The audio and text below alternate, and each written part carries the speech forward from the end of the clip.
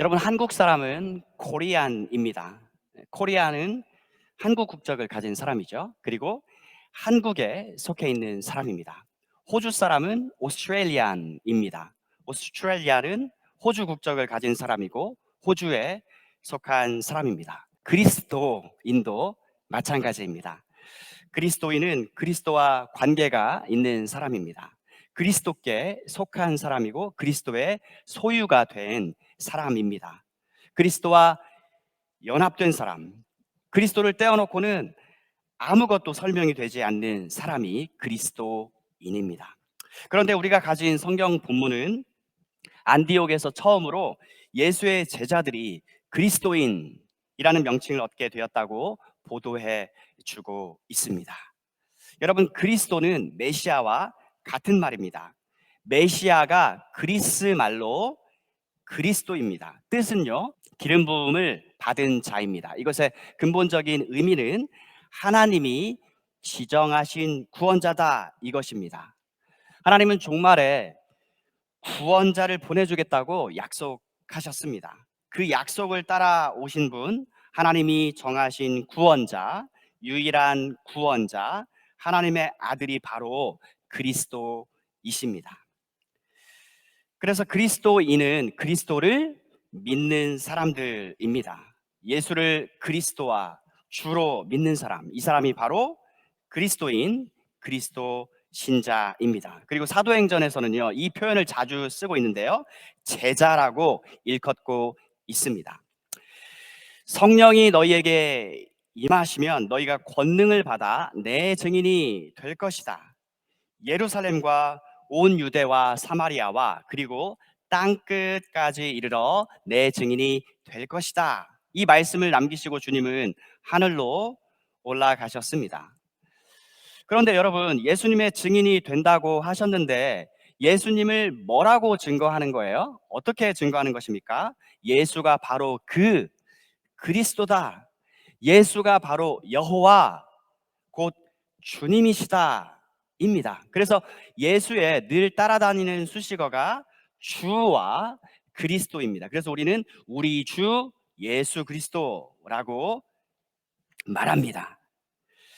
주님 말씀대로 이제 복음은요, 예루살렘, 온 유대, 사마리아 지역을 넘어서 땅끝에 해당하는, 즉 혈통적으로는 이스라엘과 전혀 상관이 없고 언어로도 이스라엘 사람이 쓰는 말과 아주 다른 사람들에게까지 뻗어져 나갔습니다. 사도행전 10장에서 이 일이 공식적으로 일어났습니다. 로마 군대 백부장 고넬료와 그에게 속한 사람들이 사도 베드로를 통해서 우리 주 예수 그리스도에 관한 복음을 듣고 있는데 하나님께서 성령을 이들에게 보내주셨습니다. 성령으로 이들도 내 백성이다, 내 소유다라고 인을 치는 사건이 일어났습니다. 베드로는 바로 이 일어난 일을 형제들에게 보고하였고요. 이 이야기를 듣고 있던 유대 형제들은 처음엔 뻔합니다. 이방인들이 하나님의 백성이 된다는 사실에 상당한 알레르기 반응을 가지고 있던 동료 유대인 형제 신자들에게 말이죠, 날 때부터 유대인, 뼛속까지 유대인 풍속으로 쩔어 있었던 사람들인데 이 사람들이 자신의 목소리로 말을 합니다. 과연 그러하도다. 하나님이 이제는 이방인도 하나님 백성 되게 하신다라고 하는 고백과 더불어 선언을 하는 것이에요. 그리고 오늘 본문입니다. 스데반이 돌에 맞아 죽은 다음에 대대적인 박해에 신자들은 뿔뿔이 흩어졌죠. 그리고 이들은 주로 유대인들에게 복음을 전했습니다. 그런데 키프로스와 구레네 출신의 사람이 안디옥에 이르러서는요, 그리스인들에게도 복음을 전하기 시작한 것입니다. 이 점은 특기할 만한 사항인데요, 보다 더 중요한 것은 이들이 복음을 전할 때에 주님의 손길이 이곳에 함께 하셨습니다. 그 결과로 많은 사람들이 주 예수 그리스도를 믿고 주님께로 돌아온 것이에요. 무엇인가요? 이제는 유대인만 아니라 유대인이 아니어도 하나님의 백성이 되는 일이 시작되었다입니다. 그리고요, 안디옥이란 도시에 복음을 듣고 믿은 사람들, 즉 믿는 사람들의 모임, 두 글자로 교회가 세워진 것입니다. 여러분, 예루살렘에 초대 교회가 세워졌지요. 주로 유대인들로 구성된 그리스도의 교회입니다. 이곳 안디옥에도 교회가 세워졌지요. 주로 이방인들로 구성된 그리스도의 교회이지요. 지역이 다르고 사용하는 언어가 다릅니다. 구성원 배경은 달랐지만 여전히 한 분 주님, 예수님께 속한, 예수님이 주인이신 한 교회입니다. 하나의 교회 말입니다. 예루살렘 교회는 이 일로 인해서요, 함께 한 마음으로 기뻐했습니다. 영원한 가족이 생긴 것입니다. 이에 교회는 바나바를 그리로 보냅니다. 도착한 바나바도 이곳에 틀림없는 그리스도 신자들이 생겨난 것을 보고 이로 인해서 무척이나 기뻤습니다. 그리스도 예수에 관한 복음이 들려졌고요, 성령의 역사로 말미암아 본문 표현대로 하나님의 은혜가 내려져서 의심 없이 하나님 백성 한 가족, 한 식구, 한 형제들이 탄생한 것을 보고 무척이나 기뻤고 가슴이 벅찬 것입니다. 바나바는 그들에게 우리 주 예수님께 잘 붙어 있으세요 하고 격려하였습니다. 그리고 나서 가만 보니까 이제 막 출생한 영적 갓난아기와도 같은 이 사람들을 제대로 붙잡고 밥을 먹여줄 필요가 자연스레 느껴진 것입니다. 자기도 이 일을 하겠지만 이 일을 함께하면 틀림없이 잘해낼 수 있는 사람 누가 떠올랐을까요? 바로 사울입니다. 하나님 섬기는 일에 둘째가라면 서러울 열성과 열심과 열정의 사나이, 요 근래에 믿음으로 주님께로 돌아온 사람 사울 말입니다. 그의 고향인 다소로 찾아가서 그를 데리고 이곳 안디옥으로 바나바는 데리고 옵니다. 그리고 이 두 사람이요, 1년을 꼬박 주님 말씀을 먹이며 양육을 해낸 것입니다. 그렇게 양육을 받은 제자들, 이들에게 호칭이 하나 붙습니다. 바로 크리스찬, 그리스도인입니다. 여러분이 이것이 오늘 여러분과 제가 가진 성경 본문입니다. 사랑하는 여러분, 오늘 이 시간에는 바나바가 이제 함께 믿음의 형제가 된 이 사람들을 어떻게 격려를 하였는지 나눠보기를 원합니다.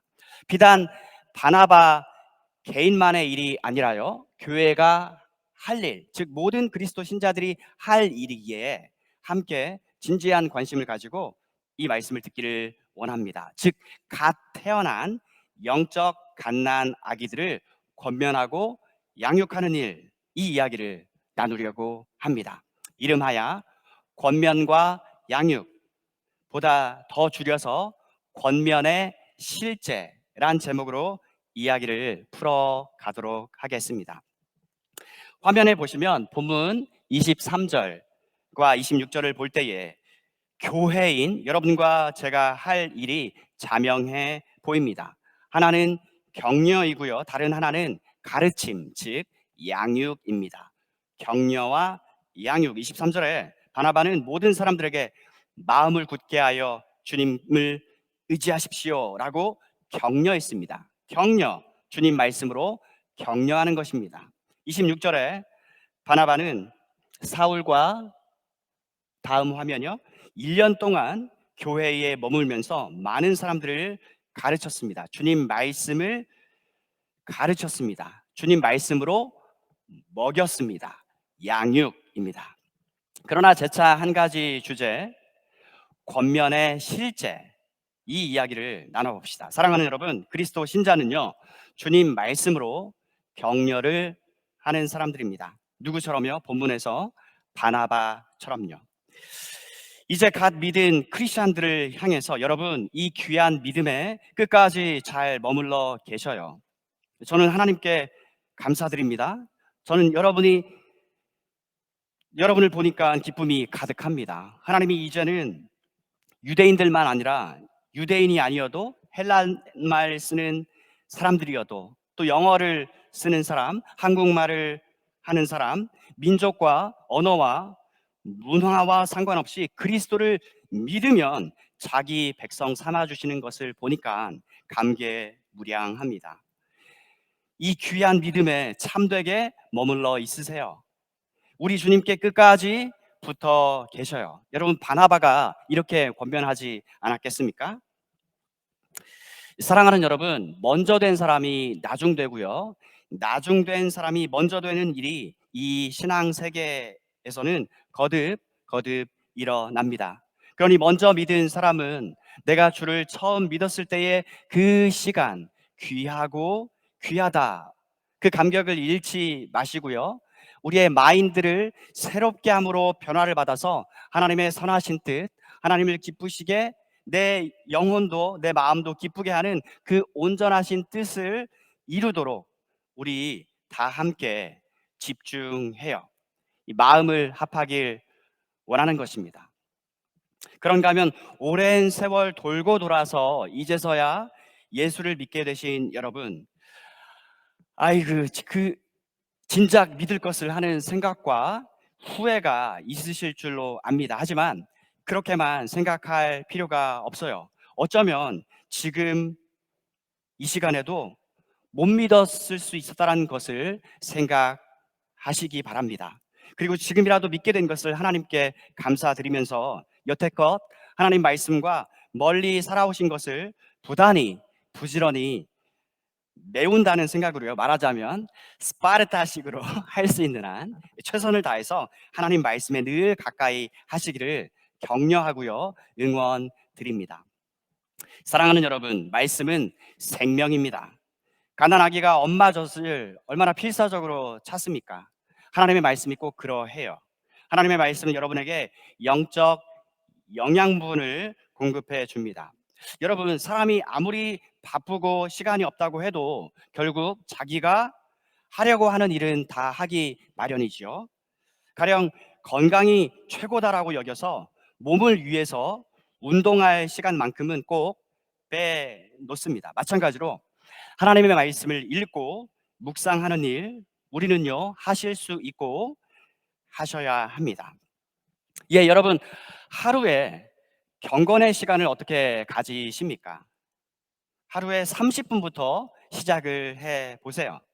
10분도 안 하던 분에게 30분은 긴 시간입니다. 하지만 30분을요 다시 10분 단위로 나눠서 이렇게 해 보세요. 10분 동안 성경을 읽습니다. 그리 길지 않은 시간이죠. 그런 다음 10분 동안에는 그 읽으신 내용을 묵상해 보는 것입니다. 묵상이란 읽은 내용을 곱씹는 활동입니다. 방금 전 10분 동안 내가 읽은 성경 말씀이 무엇을 말씀하는 것이었지? 그 내용의 주제가 무엇일까 하고 묵상하는 것입니다. 그런 다음에 10분은요, 기도를 하는 것입니다. 그런데 역시 1분을 기도 안 하시던 분이 10분을 기도하기란, 여러분, 예수님을 오래 믿은 사람에게도 10분간 기도하기란 쉬운 일 아니에요.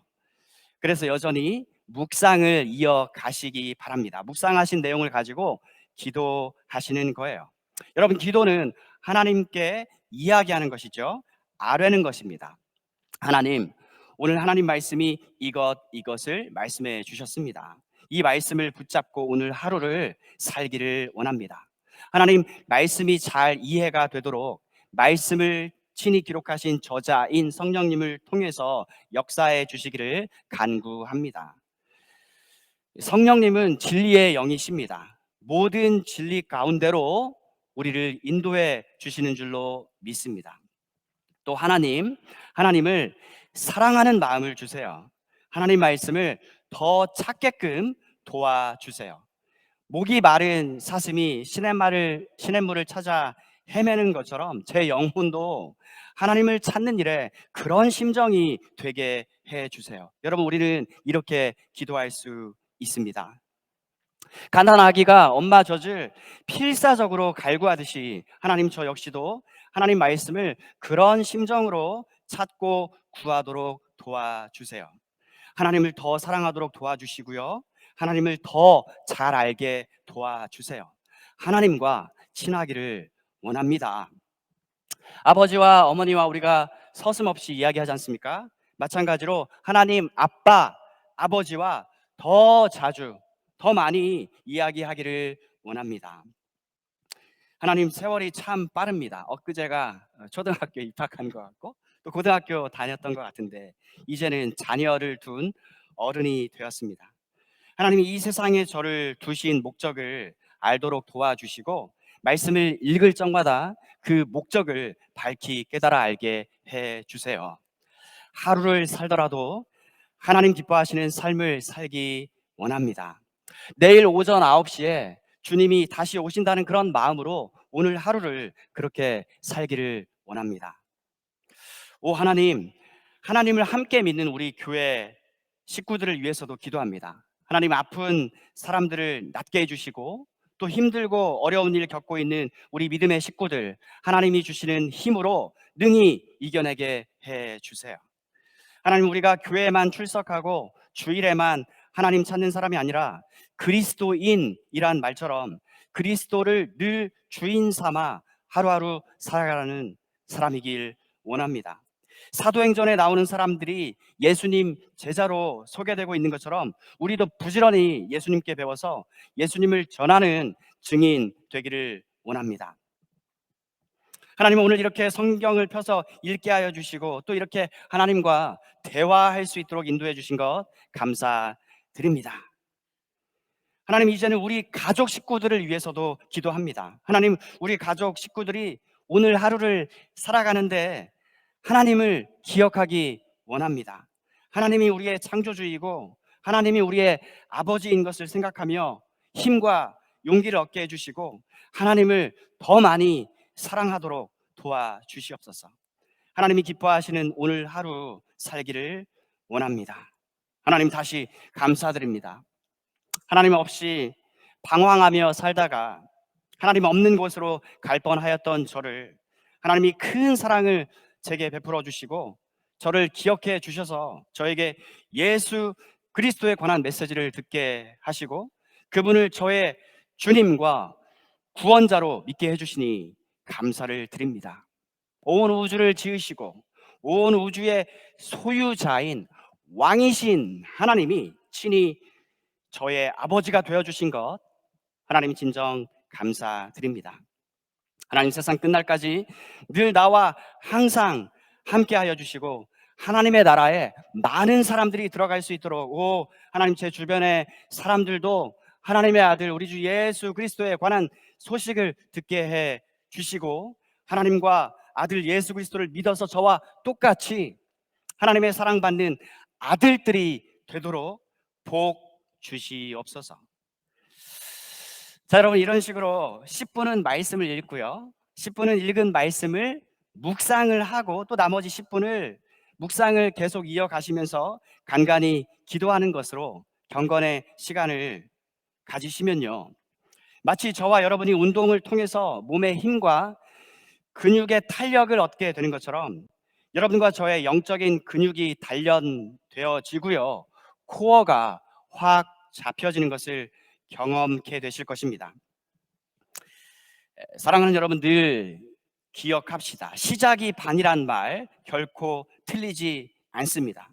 이제껏 시간과 기회를 많이 놓치셨다면 그저 놔버려 두시고요 왜냐하면 우리 하나님은 지나간 것을 허물하지 않으십니다. 하나님은 중요한 것은 오늘이라는 새 날을 주신 것입니다. 그리고 이 기회를 잘 쓰는 것이 진정 복된 것입니다.